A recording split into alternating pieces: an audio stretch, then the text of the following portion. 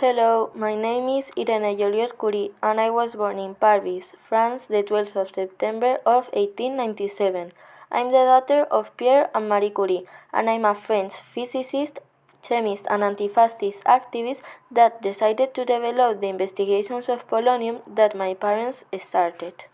Since I was little, I showed a lot of interest in mathematics, and when I was 6 years old, I started school, but my interest in mathematics continued growing, and at the age of 10, my parents didn't find an adequate school for me, so they started one for people like me, people who had a special quality in mathematics that was more advanced for people as their age. My mother was one of the teachers, and one of her mentors was also there teaching. I studied secondary education at the Sévigné College, an independent school in the center of Paris. Then I got into La Sorbonne University, but I didn't get my degree because of the war. Pierre, my dad, died the 19th of April 1906, run over by a horse cart. 20 years later, I married Frédéric Jolot, whom I met thanks to my mother because he was her personal assistant. A year after our marriage, we had Hélène, and 5 years later we had Pierre, named like that in honor of my dad.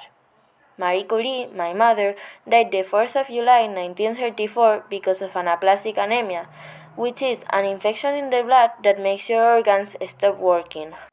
In 1934, my husband and I were bombarding aluminium with some polonium sources, and we discovered artificial radioactivity.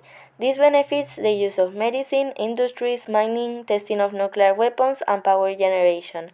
In conclusion, this helps armies to prevent attacks or to prepare weapons, and also it helps us in our daily life.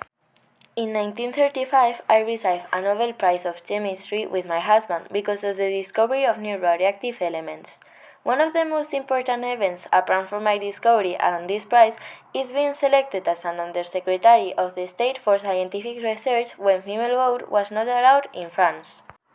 One of the most interesting things I did in my life was being a socialist, demonstrating my belief in the social equality in many occasions, as going to some demonstrations.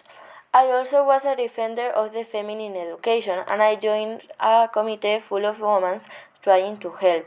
My social responsibility led me to join the Socialist Party in 1934, and I also joined the Vigilance Committee of Anti-Fascist Activists, where we tried to finish that problem with the fascist people. I died the 17th of March 1956 because of cancer.